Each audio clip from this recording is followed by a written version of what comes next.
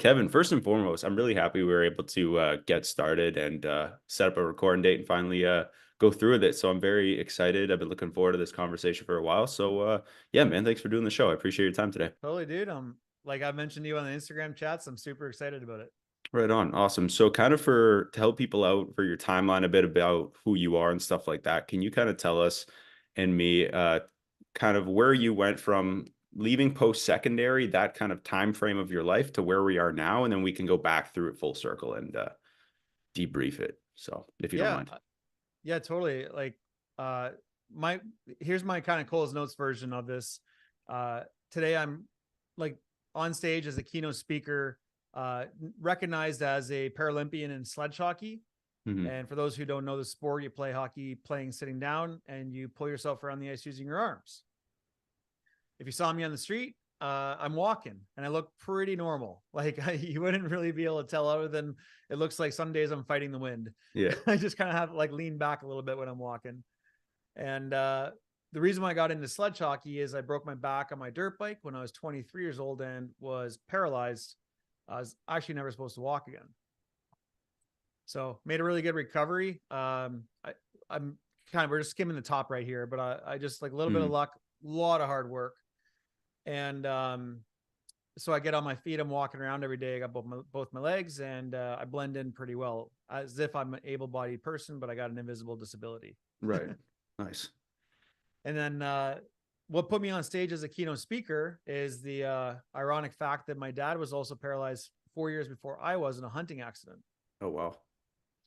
So we were when I was 19 years old, deer hunting, and the branch my dad was standing on up in the tree, it broke, and he fell about 2 stories to the ground, broke his back, and became a complete paraplegic about 8 months from retirement. And long story short, This close. yeah, it was, Yeah. and then we can definitely dive Yeah. into, he waited to live his life, and I got many lessons from that. Um, but he'd struggled with his injury, and it ended up leading to my mom leaving dad, not because of his disability, but because of his attitude Mm. towards his disability. Yeah. And unfortunately, shortly thereafter, he took his own life. So it was a pretty gnarly 5 years from the age of 19 until 24. It was like a shit show. And, but as a result of all of that, it's what led me to the stage to share my story. It's what led me to the Paralympics, to have then gone on to experience an amazing dream that so many people aspire for, to both compete in the Olympics and get paid to be an athlete, Yeah. uh, and represent the country too. And so, yeah, that's the Cole's Notes about today. Like I continue to deliver speeches, and also coach people with their mindset to navigate change through career and life transitions. And that's those two things are what I'm most passionate about today. Amazing. So I kind of want to rewind back the clock to, and we can go before this, we can go after this, but my biggest thing that I was curious about every time I hear about somebody that went through kind of like a life-changing accident or something along those lines, I really want to know about the identity shift that it played and the role that that played and what that was like for that person. So, Kevin, I'm curious, what was that process like for you, like after your accident and going through? Because it sounds like, and I'd like to, if that's all right, do kind of like a comparative with what happened with your father, but from your perspective, right? Because it sounds like it was both like very traumatic events, similar but different, right, in their own right, and then completely different way of dealing with situations. And I want to know what was your, from your perspective, how was that, like, how was that identity shift for you? Like, what was the biggest challenge you faced, and kind of how'd you get over it with that? Yeah. So would you mind if I actually jumped back to my elementary school for a second? Please, Because when you're please, yeah. talking about identity, especially for the nature of your podcast here, it's life after high school. And but from an identity perspective, the first big shift in my identity came from my transition from elementary school into high school. Really? And I'll Yeah. explain why, or Yeah, what please. and why.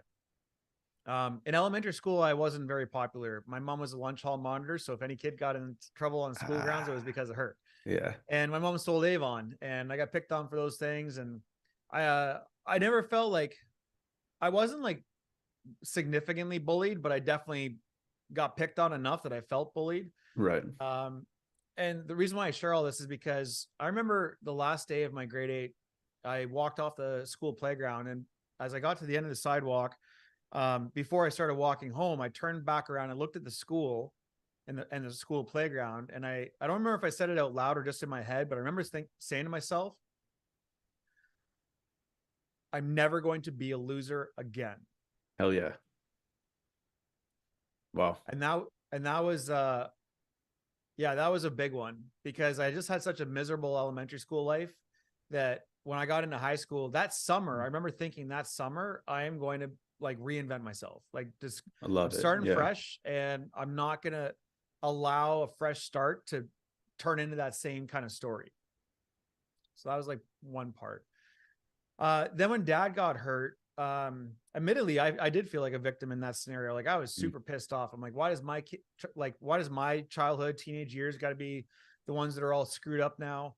Yeah. Why do I got to be the kid with the father that's got to deal with this? Why does I never knew what a normal family, how much of a normal family I had until it fell apart. Right. So that was really awful and shitty.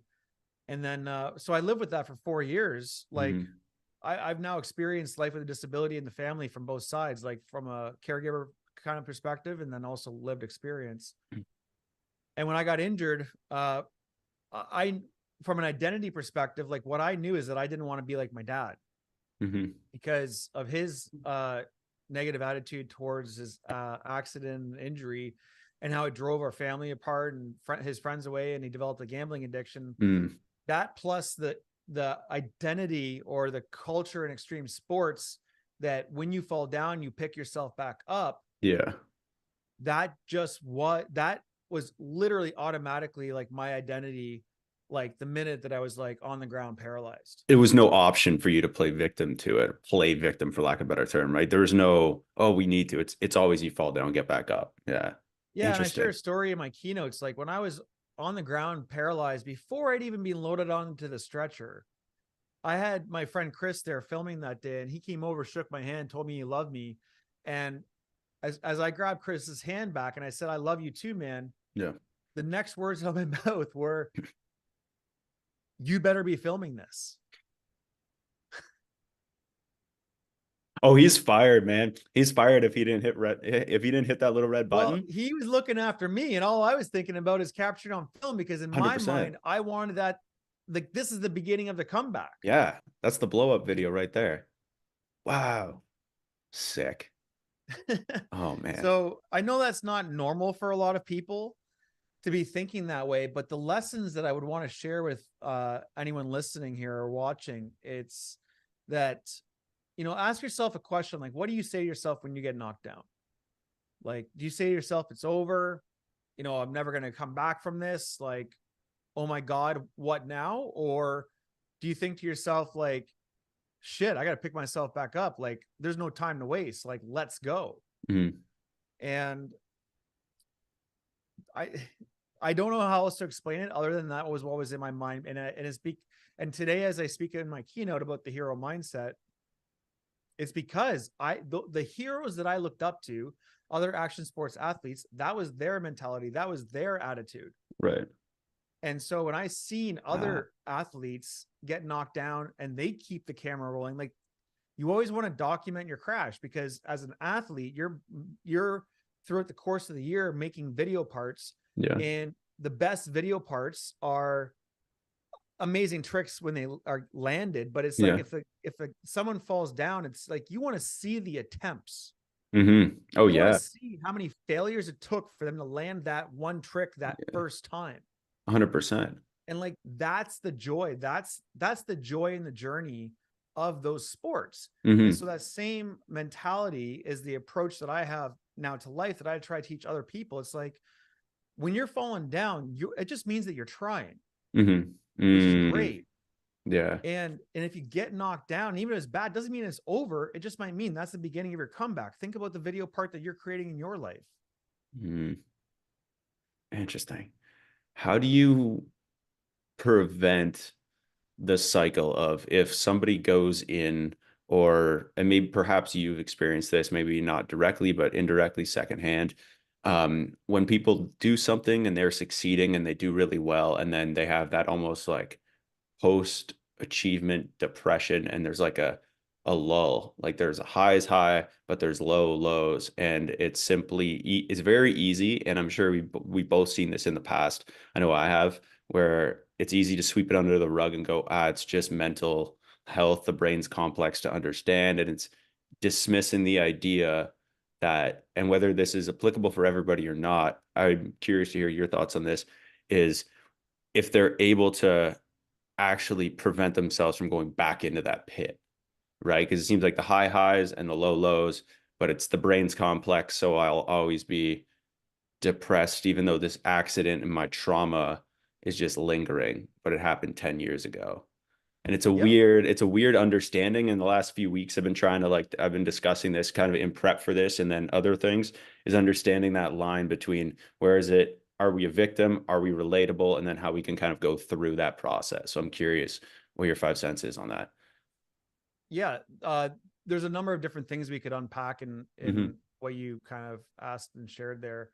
The first thing, real simple. So, and again, for the listeners, like after I joined sledge hockey, played on Team Canada 5 years, went to the Paralympics, and I know what Glenn you're mentioning or referring to is I myself went through post Olympic depression. Mm, And so that was like a third identity shift. Like I had an identity shift in elementary school. I had an identity shift in me being paralyzed, like when I had to give up motocross and then become a disabled person, like person with a disability. mm, I mean, that's the distinction right there, which I'm going to get to. yeah. And then I had another identity shift in life after sport. And in each of those three circumstances, well, not the elementary school necessarily, um, but here's the lesson. When you struggle with an identity shift, especially in something like letting go of an old career or a sport, Yeah. recognize that that sport, let's just use sport as an example, for me, which was my career, it's something that you do. It's not who you are. Right. But Mm, when we attach what we do as who we are, now yeah. our sport becomes our identity. Our Uh, relationship, our girlfriend, our boyfriend becomes our identity. My career, I am a sales associate. I am a, flight attendant, whatever it is. That's who I am. No, that's what you do. mhm. And so number one, like just recognizing the distinction between those is one of the first steps. The second step to consider is when you have a change or experience change happening, ask yourself the question, what do I need to let go of? Mm, yeah. So, for Interesting. example, like I was just chatting with a recently retired athlete yesterday, and we were having almost identical conversation to this about about transition in life after sport. And so I asked him that question, like, what do you need to let go of? And he's like, I don't really know. And I'm like, well, and so I prompt with some examples. I was like, you got to let go of uh, living a high performance life. Do you got to let go of your identity with the team? Do you got to let go of the fun and joy of traveling or being paid to be an athlete? Or do you got to let go of your relationships with your teammates? He's like, that's it. He's like, it's like, I'm having a Ah, hard time letting go of the relationships. I was like, mm, cool. Okay. So yeah. let's dive into that. Perfect. But it's like, that can be different for everybody. So, so just to start by recognizing what is it that you're struggling to let go of, Mm, then you can start to dive into that. It's like, okay, well, if relationships are the challenge or what you loved, it's like, how can you maintain those with healthy boundaries or whatever it is? Because there's nuances about, well, is seeing my friends do well triggering me to be depressed? mhm. So maybe I need to create some space, or does it help me feel closer and stay connected? I mean, that's where we get into the details. That's the kind of stuff that I love helping people in coaching. Yeah. It's like to get into the specific nuances, because whether it's like I said, the travel, being paid to be not like, if you want to live a high performance life and that's the thing that you miss, which I definitely did. It's like, you can live a high performance life as an entrepreneur. You can Mhm. live a high performance life as dad, like Yeah. you can still set standards to live a high performance life, but you got to figure out like what is it first that you're holding on to. Hmm. Interesting. That's a good, I really like that way, Kevin, that you're breaking it down. You're almost finding what the person's attachment is in that like overall thing that they're attached to in their identity, and then kind of debunking it from there is like, okay, well, this professional athlete, that's yeah, that's great, but there's so many different strings that go to that head, right? So I like that way that you're able to break that down. I kind of want to go back to something you mentioned a few minutes ago about post-Olympic depression and stuff like that. You had the one Olympic run in Sochi, right? Yep. Yep. Correct? Okay. Can you kind of take me through that that timeline of I'm gonna pursue sledge hockey to leave it, like making the decision where it's this is just one time, this is a one-time thing. How do we kind of transition out? And then we can kind of go from there. I'm just curious for context. Yeah, I've shared my story publicly. In the sense that I actually was cut from the team. I was cut from the Mm, team in 2015. So for people that don't know, Olympic cycles are 4-year cycles. Like the yeah. Winter Olympics and Summer Olympics are every 4 years, and they alternate every 2 years. There's a summer, winter Olympics. So I played from 2010 to 2014. Season ends, like the Olympics are over, got the medal and everything. Yeah. And I had already known in my head that I didn't want to play anymore. I wasn't happy Mm, for different reasons, and also wanted to pursue entrepreneurship and just like nice. my speaking career and other things. But when I went through post Olympic depression that summer, I got myself into a very bad spot mentally and Mm, financially, and there was an opportunity to play for another year, and the team was being like the whole staff was like wiped clean and started over. I was like, okay, well, I'll play another year yeah. if I can make the team, and like let's see if it's better and if I enjoy it, and then maybe I do go for another 4-year cycle. But that whole next year, I was super miserable, and admittedly, like I was I became a victim myself again. I was in a shitty mood and shitty attitude, and that showed up in my performance in other ways, and then it led to me being cut from the team. So I don't disagree with the coach's decision at all. And a lesson I share from that experience with other people is that you're better to make the decision for yourself before someone makes it for you. Mm, yeah, it's better to remove yourself from it than to have somebody fire you and it just be Well, it's for one, I mean, I wasn't too concerned about the perception. I mean, for right. some people that would be a concern for them. Oh yeah, a lot of people. For me, it's like number one, in hindsight, I recognize how selfish that was Sure. because I'm not serving the team well by being there with such a shitty attitude. Hmm. And I'm also taking a spot away from somebody that does want to be on the team, like really fucking badly. Uh yeah. So that's part two. And then the third thing is that in hindsight, I wasted a year of my life. Hmm. I could have been doing the thing that I really wanted to do. Now, again, given my mental health and headspace at that time and financial position, I really did need that next year of playing to get myself back on my feet again. So I know that I'm not the only person that plays sport selfishly. Whether like there's a lot of people that are Yeah. talented, they don't give a crap that they can play ball or shoot a puck or swing a bat, but they still play because it's given them a pathway. Hmm. So I don't think that there's something wrong with that, but in hindsight, those Yeah. were some of the strong lessons that I learned about that experience. Hmm. Interesting. So kind of shifting gears as everything kind of went from the pitfall of that to the beginning of the entrepreneurship journey. Were you always, did you always seem to have, just from what I've researched and what I've seen over like the months, years of following you, is you always had almost like a drive to be an entrepreneur, run your own thing, kind of manage, like grow to the, like your limit, not what somebody else says in terms of like a salary or a cap, right? For a Yep. wage. So Yeah. do you remember the reason, maybe not the first I example you already know had in the your life, answer. but I think yeah. I feel like I already know the Okay. answer. You haven't even finished the Yeah. question yet. Perfect. Amazing. So What yeah, the like what first keeps me time going with that resilience and grit? that, but more so the first example you can think of where you knew when growing up that you wanted to pursue something for yourself, not just like as an Yeah. employee. Yeah, You I think remember? I wrote about it in my book. Mm. I was a bricklayer, building houses on the job site as a teenager, and the guys around me, they're just it's like every day it was just getting exhausting. It's like story after story. When I was your age, you could have been an athlete. When I was your age, you could have traveled the world. When I was your age, you could have Yeah. done this. When I was your age, blah blah blah blah blah blah blah blah. And I'm like, what the fuck happened, dude? Yeah. Like, what Wow. happened? Why didn't you? Oh, I got a girlfriend. Oh, I was partying. Oh, some dumb excuse. And Yeah. I was just like, same as I didn't want to be like my dad. I'm like, I've in my life experience, I'm like, you can either be motivated by what you don't want or what you do want. Mm.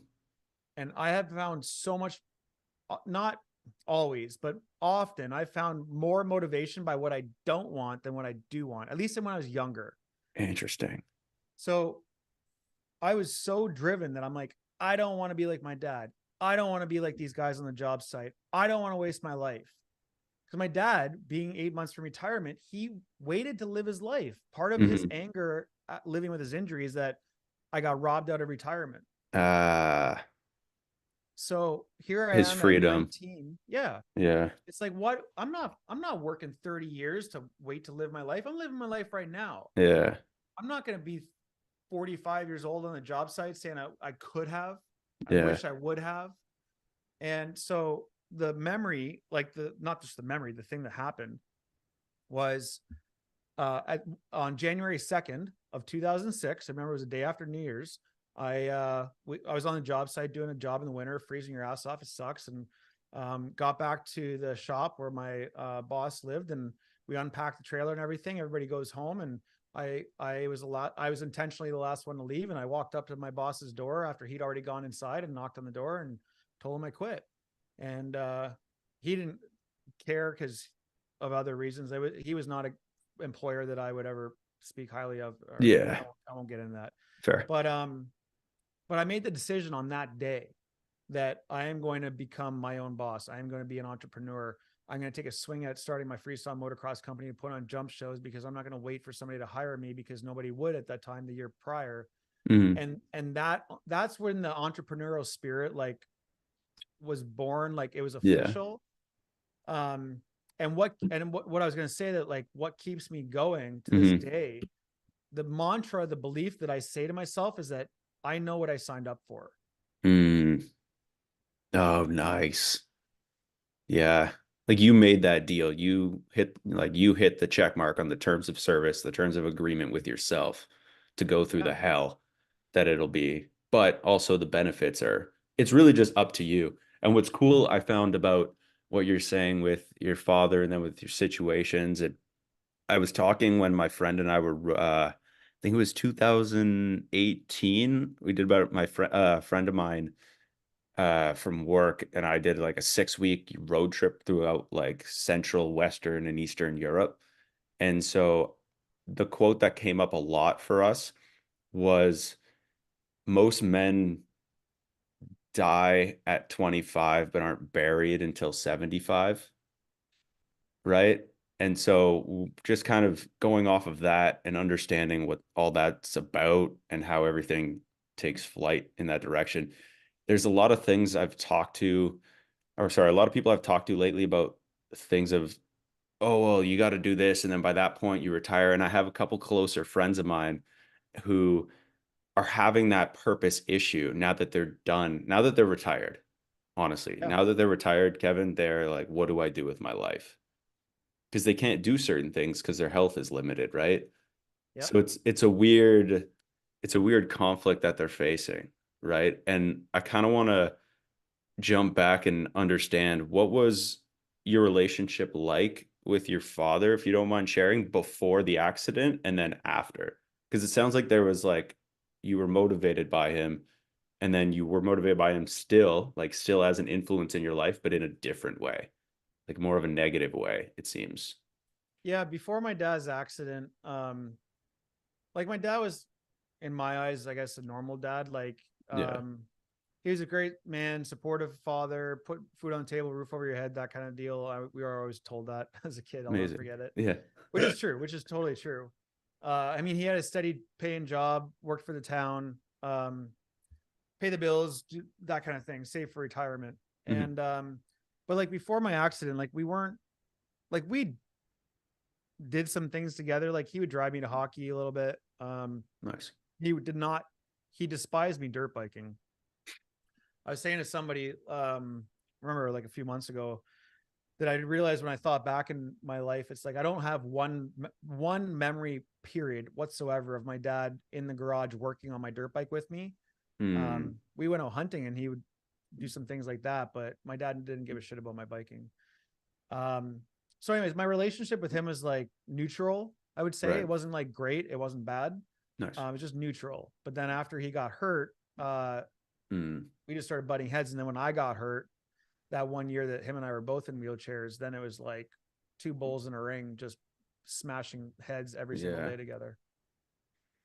He is. So going off of that, I'm curious. Sorry, for timeline, when did he I'm trying to piece together timeline. When did you say he passed? Like what Oh year would that 07. have been? Dad Oh was seven. injured in 02. I Yeah. was injured in 06. Yep. Dad passed in 07. Okay. So that's been a while ago. Seems like it's 13 years now. Yeah. Uh, Yeah. well, I mean, since dad got hurt 22 years Yeah. in like Yep. 2006. So like Okay. 18 years since my injury, I Okay, sweet. guess. Yeah, so I'm trying to piece that together in my head. So with that, what lessons as a man did he teach you, whether it be directly or indirectly, that you thought you would have like that you would have learned from him, or like that you learned from him, I mean.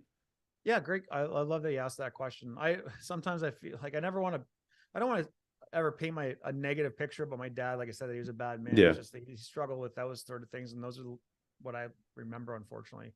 But I'll give you an example. So something that I'm super grateful and proud of my dad instilling in me is hard work. Now, I think as we've grown in technology, like hard work is defined a bit differently now than just like, slinging hard labor forever. But my dad made me get a job. Like I can think of my first job. I think I might have started when I was 9 years old. I got a paper route, and then I worked in a greenhouse, and then I got worked at a gas station.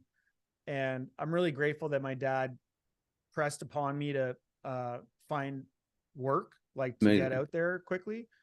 And I remember like this one time I really badly wanted to quit my job, and he's like, "Well, you can quit, but not until you have another job lined up." Mm, interesting challenge. Yeah. Yeah. And so what I ended up doing is I stayed with the job I had because I was like, didn't know how to get a new job or No. wasn't ready to look for one. But it's just stuff like that. It's like kind of like sticking with it. So like that's something that I'm really grateful for that I stands out. I mean, I'm really glad that my dad, despite him not working on dirt bikes with me, dad taught me general stuff like, how to use a drill and screwdriver. And Amazing. I learned a lot myself throughout the years through motocross and rental properties. But, just being in the dirt, being in the bush, hunting, I was like probably less than 10 years old, skinning deers, like skinning a deer, like the hide off of a deer and Jeez. gutting the deer in the woods and stuff like that. So, it's like I remember Yeah. like some friends during the pandemic, they're like, we got to get some like guns and fishing rods if we're gonna like figure it out. Like we're gonna have to like fend for ourselves, and they're like don't know how to use them, and Oh, or like yeah. not really how you know what I'm saying. And I'm like, Yeah. it's kind of cool that I'm like, well, I could go in a boat, Let's know how to go. troll. Yeah. I could go in a bush and know how to like kill a deer and Yeah, I skin could it and bait the like hook for you guys. I'll show you. Yeah. yeah, we'll start with a Sick. worm. Yeah. Oh, that's awesome. I found what's really cool, especially too, about that generation of fathers and like men, is they do have that laced up by the bootstraps, 4 a.m. hard knocks kind of attitude. But no matter what, I always found that it was an example, right? And I never really thought about this as much until like the last couple, like the last 2, 3 years even. But kids won't follow what you kind of do. They'll follow what, like how, or they'll follow what you do, not what you say. Right. It's like I could tell, oh, go work hard, go work hard. But if you see me drinking on the couch every night, it's kind of, and not Yeah, really that's the doing way it's much. always been and still I Yeah, think will be, I think and so. should be, like leading by actions, not by your words. Yeah, I think so. And I think that's especially with men. I like that you mentioned earlier that you get to see what we don't want to do and what we should be doing. Like I have friends where their dad was an alcoholic or is even, and then you can clearly see one of them was like, I'm gonna do that because my dad did that. And then I could see the others going, I'm doing this, which is being completely sober forever because I don't want to do what he did. It's to Yeah. like the examples and lessons they're very crazy because they don't say a thing to you, but they're so impactful over time. And one question I was kind of looking forward to, I've been cultivating a bit, trying to understand the best way of figure out the best way of asking you. But if you were to design almost let's call it a curriculum for young men, let's go with like in that time period of like 18 to like 24, 25, like late teens, early 20s, like young adult men, how would you kind of base that curriculum as like a list of things? We can go as simple as a list of things that every man should do for experiences because I think there's a lot of different things. Like I think the hunting is very important, the construction aspect is very important, but also just to understand what that type of work is and then use that to build. And yeah, I'm very curious what your take on this is. If you could make a Sure. curriculum I mean, I've almost. never been asked that or never thought about it specifically like that before. Um, I mean, to our point, I mean, like hands down, using tools would be an example. It's Mhm. like, dude, when I was like on the sledge hockey team, there's guys that didn't know how to turn a wrench to work on their hockey sled. It's like there's two fucking wrenches. It's a 7/16 fucking socket or Yeah, wrench, and just turn. there's But two like options. Yeah, guys didn't know how to balance the blades of their sled. If you move the blades forward, you're gonna lean, you're gonna turn sharper, but your front end's gonna come up higher. And if you move the blades backwards, you're essentially lengthening the wheelbase, so you'll have more yeah, stability, but it's gonna fucking turn slower. right. But it's like guys didn't know how to fucking set up their blades, and I'm like, you can hear it in my voice. I'm like, what the? Are you fucking kidding me? Yeah. So I digress. It's like that one blew my mind. I'm like, you Yeah, don't know how to fucking use wrenches, like how to yeah. fix your sled? Like, come on, dude. Yes. Um, Amazing. so tools and building stuff would be a place to start. Like Yeah. I love like my dad didn't teach me drywall. I just got a rental property and just like figured it out. Hmm. But like, and I don't do electrical or plumbing. That's kind of like most people that are kind of like handyman. It's like you don't touch the wires or the water. Yeah, wires, yeah, specifically for me at least, but But anyway, so like tools are one. yeah. Number two, yeah, hunting, fishing. I mean, I don't go and do that anymore. I don't particularly want to right now, but like Hmm. gathering food is a hunting and gathering old Yeah, male trait, let's say. right.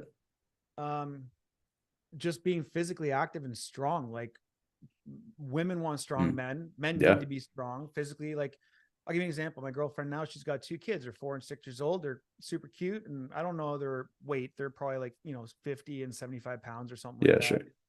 sure. But carrying them, it's like Mm. they love it. And I love carrying them when we're walking. Well, I right now am totally capable of carrying one. I would love to physically be able to carry both of them at the same time safely.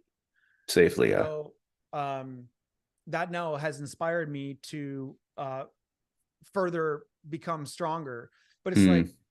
there is a guy that made an Instagram video about functional training. He's like showing him carrying like a sandbag in the garage, like on his shoulder while he's got a dumbbell over this way, and he's like walking awkwardly with like one ankle weight on or something like that. Yeah. And it's like that seems like what the hell are you doing? It's like, well, when you're carrying your child by yourself in one arm because they're upset, and you have a bag of groceries in this arm, and you got to step over a manhole in the Yeah. parking lot or something stupid, like that's the real thing. 100%. Yeah. And to not be able to carry your kid when they're upset or carry the groceries or like whatever, it's like those are three things. Those are three things: tools, uh, food, and strength. Right. And I think too, to your point with the strength, I was listening to something a couple of like weeks ago, and they're talking specifically that they would get kids even to do, and like kids, teenagers to develop this is like every man should do some form of like almost like combat style, like they should do a fight. They should have a fight at some point in their life. And it can be like a wrestling match, high level wrestling, high level jiu-jitsu match, kickboxing match, Muay Thai fight, whatever it is, right? They could do it in where it's like the contained. I don't expect everybody to go out and start picking fights in like the street, but something in like a contained environment like that. I think young men just to build the confidence and understand where you stand, right? And it's like there's so much more that you're able to push yourself, like your limit so much further than you think, and you won't know that limit at all until you're tested to that limit. Yeah. And That- I think that specifically you're able to find out with those experiences, like with the combat style stuff. So yeah. that's my like a big addition that I wanted to mention. Yeah. But I think that's I wanted to say something kind of off topic, but on topic, because I really want to talk about this because I'm curious when you mentioned it. But I think of all the things I've seen you do or read about you doing, I think the most resilient thing I've seen you do is I saw a video from, I'm sure it was a while ago, of you putting up rock salt insulation in your walls shirtless. And I think to me, I was During like, the pandemic.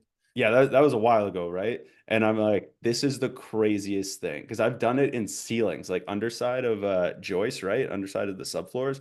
And I'm like, I go home the next day, I'm like, anywhere my like skin touches my clothing, like it's Yeah. driving me Well, I nuts. had So gloves on. It's like I yeah. just couldn't, yeah, don't scratch yourself. And oh yeah, Wild. that stuff's terrible. But like it was, I just did it shirtless on the vertical wall. Yeah. Well, all walls hopefully All are walls. vertical. Yes. Yeah. um Awesome. yeah, that was a hell of a fun project. I mean, that's an example. It's like Yeah. I moved up to from Toronto to Barrie and had a great landlord, and the garage was uninsulated. The gyms were shut down because of the pandemic, and I was Yeah. like, hey, if you would you be cool, I'll do the labor for free, but would you pay for the material and I'll insulate your garage, and then when I move out you still have an insulated garage. Yeah. And it was like a $500 or $600 project for him, and it was so much fun for me to do. It was good for my mental health too, Oh because yeah. to this day I'm on I'm building my life online essentially. It was speaking's in person, but Hmm. like uh last summer I built a barrel sauna. I built the pad for the hot tub. Nice. um I just love using tools, but it's a meditation, like using tools to just like get zoned in on the measurements, the cuts and Hmm. assembling. And it's a physical tangible product at the end of the day, not a PDF document or an email you Right. sent out.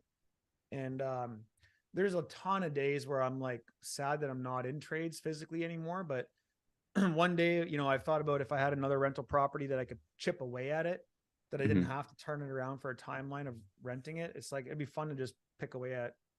But I'm not at that place in my life at the moment, anyways. But that would be a fun like retirement project one day, Yeah. just pick at like labor and build shit, It's fix shit. fun to when, yeah, and it's fun to when you have that knowledge and skill set, and then for you to just pick it back up again. It's like riding the bike, and you're like, you're obviously not like, oh, I'll do it 12 hours a day just doing drywall as like a profession, but being able to kind of refer back to that is cool. Because, like you said earlier with the curriculum question, is you had that skill set growing up, you learned it, and you were able to remember it and go, oh, okay, and over the years, things come up, and it's just one of those things that builds confidence, and then you're like, oh, I now have buildings that I can use. How many you have rental properties now, Uh, or you? just the house I'm living in right now. At one point I had three, but I sold them, and then just kicking around with this place now. Oh, nice. Okay, I was curious. So when kind of backing up a bit, when did you first decide like for coaching and speaking? Like, how did you manage to come up with that idea and then package it? Like, what was that process like for you? Yeah, speaking was a fluke. I mean, dad got injured, or dad passed away, and I got asked to share my story at a fundraising event for Spinal Cord Injury Ontario. So I did like a 6 minute talk, and they said that was cool. Would you do it again? And I did that, and they said that was cool. Would you do it again? And it just became a thing. Like I just approached it that I was helping people by sharing my story. I had beyond zero. I didn't even know that public speaking was a thing. I didn't know you could get paid for talking. Like Yeah. it was out of my realm of even. It was not even in my stratosphere of any kind. Uh, and so that just grew, and like it also showed me that living with my disability, and like I've part-time had a couple other jobs along the way after my recovery. It really showed me that I don't want to work for somebody else, because I want the freedom and flexibility to like nap if I have to, or like exercise when I want to, or when my body calls for it. Like I have a lot of invisible challenges every day that people don't see, like Hmm. muscle spasms, pins and needles, chronic pain and fatigue. And there's some days that it feels debilitating, is the honest Yeah. answer. But anyways, that's what put me on stage speaking. And then coaching, just after a number of years, like doing keynotes, it honestly became kind of sad to me in some ways. It's like, I know that I help people by sharing my story on stage, and I still do enjoy doing that. But it's like, I get up there and motivate somebody for an hour, and then I don't see them again. Mm. And it's like that inspiration, motivation, like inspiration can last a lifetime. Yeah. Motivation might fade away before they get out the door. Absolutely. Yeah. So, and I also felt truthfully kind of jealous that I'm like, I want to help these people. I want to help people not just aspire to have a transformation. I want to help them experience the transformation. Interesting. Yeah. So, as I seen other people coaching or getting people results and stuff like that, I was like, I want to do that, because I'd be for years having conversations with people um, in a parking lot, in a hockey locker room, like at the end of a party, or like on a sidewalk, or you bump into somebody, a stranger on the bus, and they like, oh my God, that helps so much just from that chat. Amazing. And what I realized is that I've essentially, in a way, informally been coaching people for years. I just never been doing it like to get paid for it. Oh, interesting. Because I love the conversations. I love helping people mentally shift their mindset to Mm. embrace change. Yeah. So long story short, the pandemic kind of provided an opportunity to create my own program, which I mostly delivered through corporate workshops. And then I finally, this past December, took the full leap to just launch it publicly. It took 3 launches. The first 2 were not successful. Um, but now I have a coaching group called the Hero Tribe to help others adopt my mindset, the hero mindset. Just uncover limiting beliefs, get out of your own way, stop self-sabotage patterns, Yeah. clearly identify what your goals are, and consistently go after them with resilience and grit. So I love coaching people to develop their mindset, to go after what they want in their life, so that they don't give up on things that matter, like my dad, or like people on the job site, Mm. or people that are just taking the easy road in life. It's like you were talking about your friends. It's like, took this path their whole life, and now they're all of a sudden searching for meaning and purpose. It's like I went the opposite way. It's like I took meaning and purpose early. Often I feel like I haven't necessarily found the financial freedom that I've been looking for, but I also know that I have had, like, I look at the day, like January 2nd of 2002, sorry, 6. Mm. As mentioned to you, when walking Mm. off the job, I don't feel like I've worked a day in my life since. Amazing. Yeah. Like 20 Wow. years, I don't feel like I've been working. I've had hard days that Yeah. have required hard work, but I also have similar conversations, like you say, with folks that are approaching I'm 41. So like, it kind of starts to hit you around mid 30s, early mid 30s is when it did for me and these other folks that I'm chatting with. And it's like, they're making the dollars, they got the promotion, they got the title, but it's like they're fucking empty inside. Mm. And it's like, because everyone's got to figure out their own stuff, but it's like, most often you got to ask yourself, what have you been chasing? Has it been the right thing? Right. Interesting. So you just mentioned just 41. Um, a lot has happened in the last 20 years, right? And I want to know is what in the last 20 years, or even in, let's go with the last like 5, because the last like 4 have been crazy, right? With the pandemic and stuff and everything, and before that. So I'm curious, in the last 5 or so years, do you have like a recent experience in that timeline that is kind of like an aha moment, or something that's really shaped or changed your perspective today? Uh, the Hoffman process that I experienced a year and a half ago now has been the Hmm. most transformative thing in my entire life. If someone's listening that is not watching on video, like my entire left arm is a tattoo sleeve, and that just yeah, it's just barely 12 months ago that I got the tattoo sleeve. Um, long story short, just for context and time, the Hoffman process is a week-long retreat about identifying and uncovering what's this guy Bob Hoffman coined as negative love syndrome. Mm. So what most of us experience in our childhood is a lack of love from one of or both of our parents, and that can come in the most innocent way. It may not even be that our parents are intentionally ignoring us or rude, but maybe you have one parent that is working all the time, 6 days a week, or traveling, and so whenever they're not at home, you feel like they don't love you because they keep leaving you. Mm.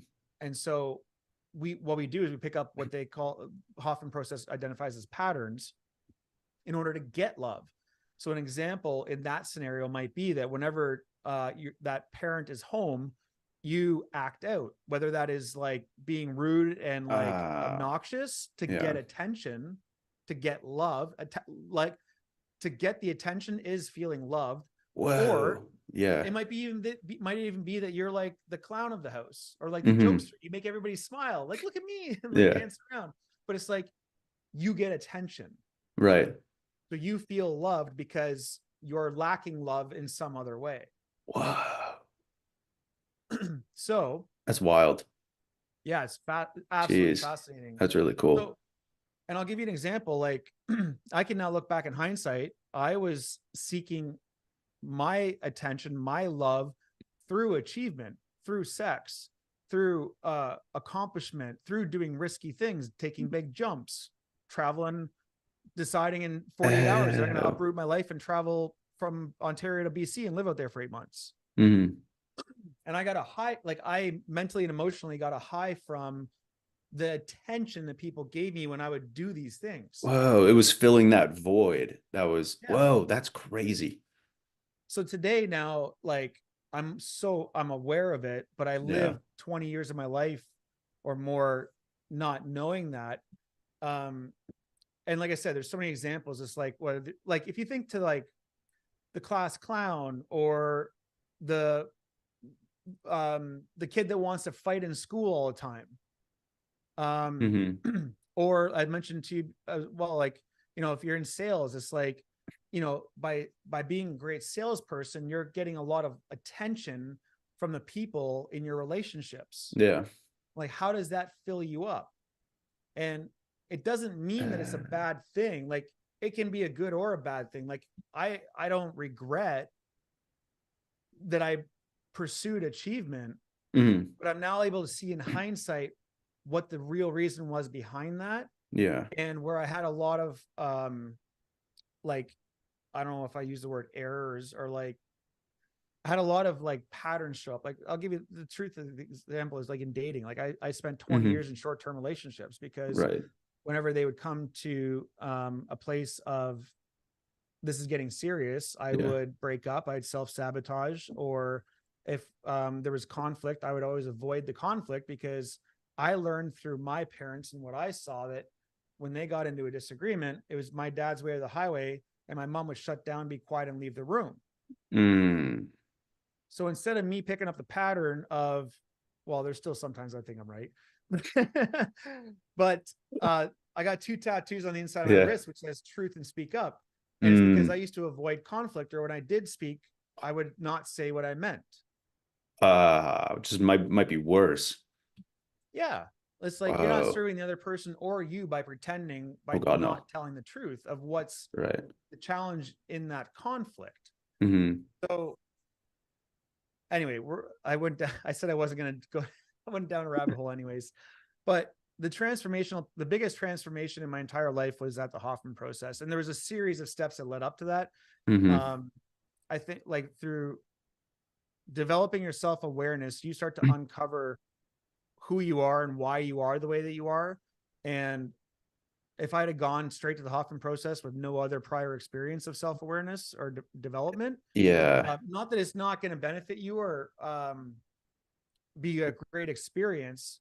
But for Right. me personally, it was great that I had done a lot of other work prior to going there. And then when I was there, I was like, oh, I'm so all in on this to Yeah. uproot this shit that's been in my life for 2 decades that I'm like, it was just the best, most magical Yeah. experience ever. Oh, it's amazing, Kevin. It sounds like it's more powerful, more effective that way. And there's something I want to go back and kind of highlight, if you don't mind, about the conflict resolution and with honesty on like the front of, oh, there's a disagreement. So the biggest thing I found and learned in the last like year or so, just with different like friend groups and like other men I've been talking to about this, is if you don't speak up when there's an issue that's like happening or there's a conflict in, and it's more often than not, it's like relationships, like our own relationships with women. But the thing is, if you don't do it, a lot of people are worried, right? Like you're all, oh my goodness, if I speak up, they might think X or they might think Y, right?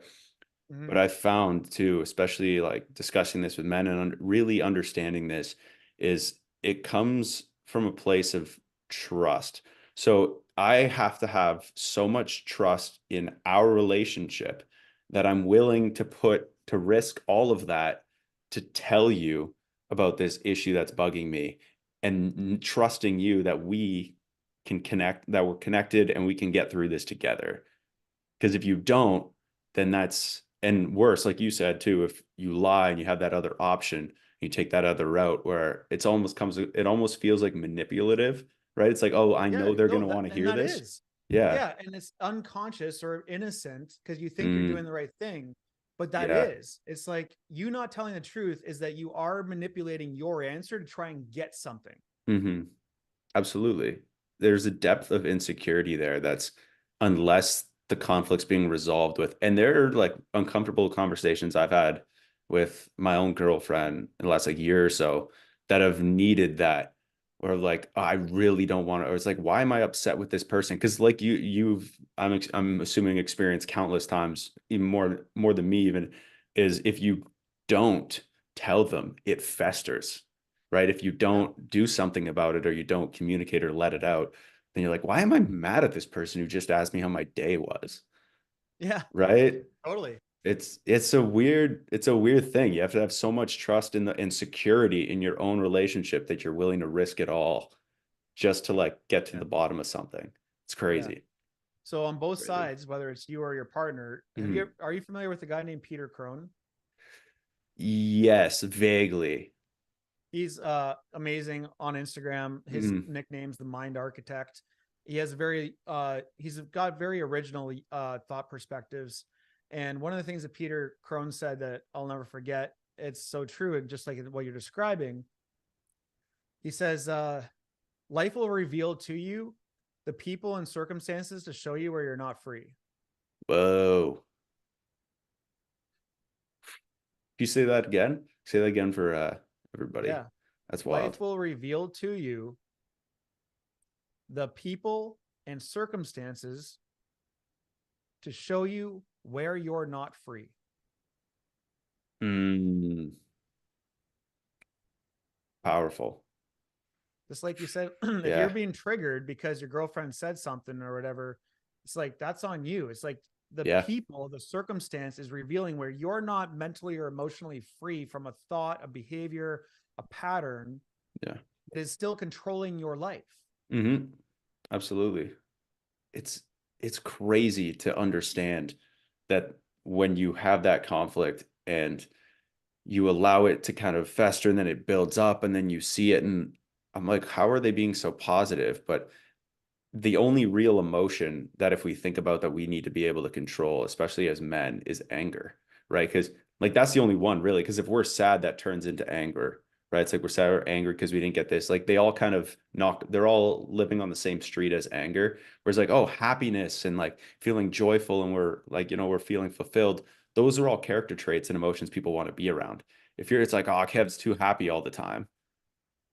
It's like people want to be around that no matter what, like the situation or whatever your past experiences or story is. People want to be around happy people, right? But the anger and when that festers and then little things like, oh, now I'm sad, and then it turns into something. It's like, oh, I'm sad about this, but I'm angry about that. And then we lash out and we display it, especially as men, in terms of anger. Whereas I think women have sadness and we have anger. Like they cry, we rage more often than not as like a outlet or an overarching like expression of it. And I think that's how we lash out. And I've kind of just gotten to realize that the last couple months, I'm like, oh, anytime there's a conflict, I get mad, she gets sad. Let's figure out why. All right, how do we prevent this? Conflict resolution, honesty, Yeah. trust in the relationship. Yeah, Yeah. it's a lot, but it's cool. Sweet, man. That's cool. So I have one kind of final question if you're up for it.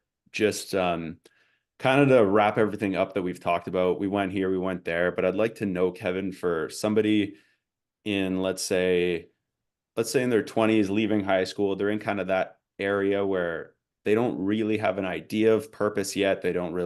They have some skills they built up, whatnot. We could focus on men specifically too in that time frame. What is something that, as a piece of advice, you would offer to them so that they can get the most out of their life? And let's go with feeling fulfilled, if you can. Uh, Goodness. A piece of advice for life. I don't know. What's coming to my mind right now is just like trust your gut to follow your heart and where you want to go. Mm, Um, you only got one. My experience and take is that you only got one life, and you don't want to be living somebody else's life. So be willing to fail along the way and go after what you think is right for you. amazing.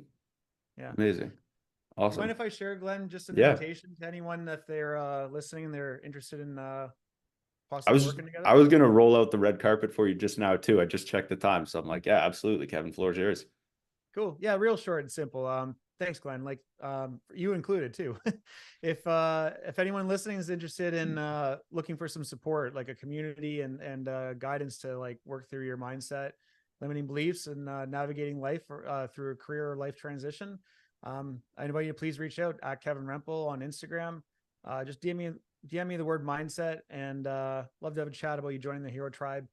We meet every Saturday and have accountability calls throughout the month as well. But we get together, chat about what everything I've learned through visual models to put it in perspective, and then help people work through their own challenges. And it's definitely my passion in addition to speaking. So I'd love for anyone that's interested, just reach out, Kevin Rempel on Instagram, and just DM mindset. I love it. Oh, it sounds so good. Speaking from the heart, dude. I Yeah. mean, you doing what you're doing. I'm So sure good. you already got it too. But it's like, Hmm. Thank you. yeah, when you don't try to fake it, or when you're speaking about what you know, it comes Hmm. off clean, I think. Yeah. Oh, I think so too. Yeah, so Kevin, just to conclude, I'm grateful I was looking forward to this for a while, so I'm really grateful you're able to give time to me today and us have this discussion. I'd like to do this again at some point in the future, and not near future, future down the road. I know there's a lot of things we're kind of going through and working towards. So it's cool to just really dive into like masculine essence and stuff like that and understanding that. And I could talk about that for hours and conflict resolution and stuff. So I really appreciate you setting aside an hour for us today and having this discussion with me, man. I'm grateful for your time. So thank you very much. Yeah, my pleasure. I'm a fan of you and what you're doing, and thanks for having me on. Thanks, man.